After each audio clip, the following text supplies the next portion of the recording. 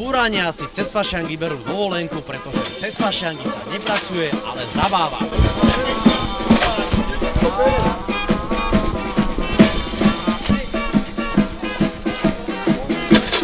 Fašanky na búrek to je tradícia veľká. Na fašanky na búrek si berú ľudia dovolenky odjak živa. Neobrazoval sa statek, skrátka dobre statek musel vydržať. Ženy nosili chlapom do šenku obedy, pretože na fašank každý chlap musí byť v šenku. Keď ho nájdú šablári doma, tak ten dostane narid, pretože má co? Sedieť v šenku. Tu kedy bola štátna hranica, hej? A tí šablári chodievali vždy raz do roka, takto po dedine, aby si vlastne vydobili nejaké tie, ani nie peniaze, ale hlavne na nejaké živobytie, nejaký chlieb, nejaké mäso, nejakú slaninu a potom vlastne išli do stráže. Čiže tá šabla znamená, že boli stráži, aby vlastne bránili tú hranicu, hej.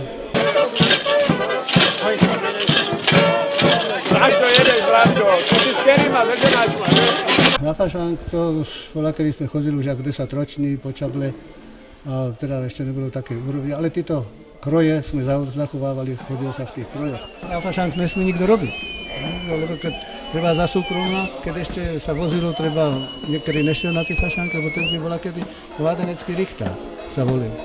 No a keď niektorý tomu nešiel s tým šablári, treba mu rodiče povedať, tak zavezeš tam, alebo hnoj, lebo co, tak oni ho našli, niekto tam mu to prevalili, aj ten voz, aj s tým oným, a kravat mal, alebo koňma.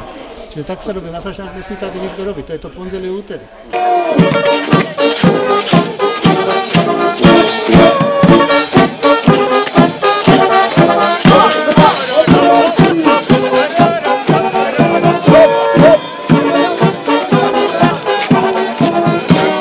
My si môžeme s nimi zatancovať a keď vlastne potom na záver fašanku, keď sa pochováva basa, tak tam sa tradične tancovala taká Adamica, taký tanec. Adamica? Adamica, áno. Čo to spieva? Tancovala Adamica s Adamem, uteriu medzi pleca, čaganem a tak. Aké dobroty sa chystajú na dnes? No na dnes sa nachystali samozrejme jaterničky, po našem poburansky jelítka, tlačenka. Jak som to videl včera, keď to robili, tak to nebude tlačenka, to bude masenka, lebo tam je väčšinou samé maso, takže není ošidzená, jak to pravda, nedaj Bože masorom nechcem blížiť, ale skrátka není ošidzená tlačenka.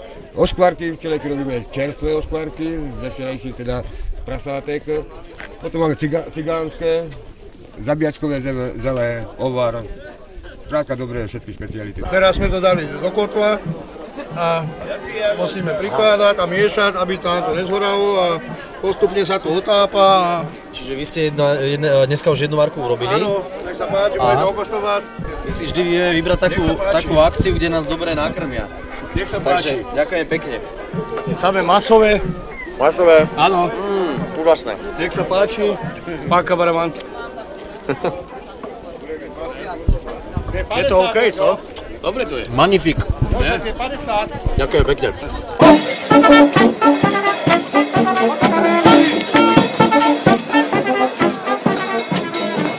Keď je prasa chované na majetkoch, tak keď robíte z tej oškvarky, to žuvačka, lebo to je hnané s mieskama.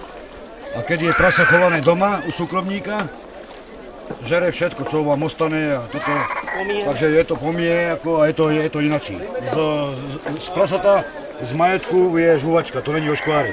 Chytajú pienu jak 12.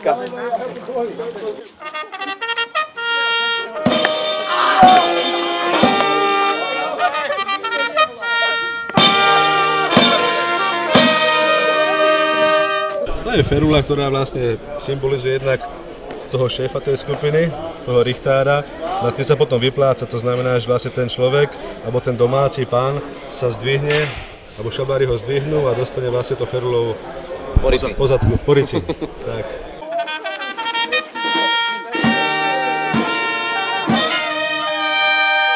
No to sú búranské zvyky, to je každý fašank takto. No a obyčajne ich čakáme, aby došli. Aj tento rok ste ich čakali? Áno, videli ste. Veď tam je aj jeden vňuk, ten richtár, co to vyplácal z tú fermu, to je vňuk. To som sa chcel spýtať, že prečo ho vlastne oni tak vyplatili, prečo ho dali na zadok? No protože to bylo, že je doma. Aha. Každý, který dondu do jeho bydliska, do jeho domu, tak dostane výplatu.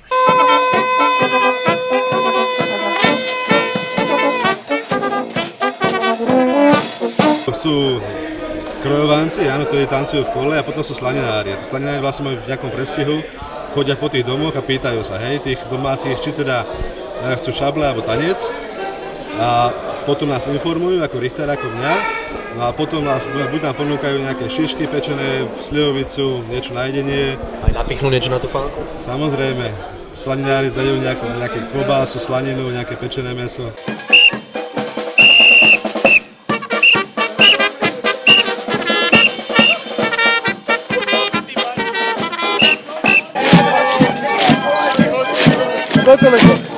Určite. Na konci to bude.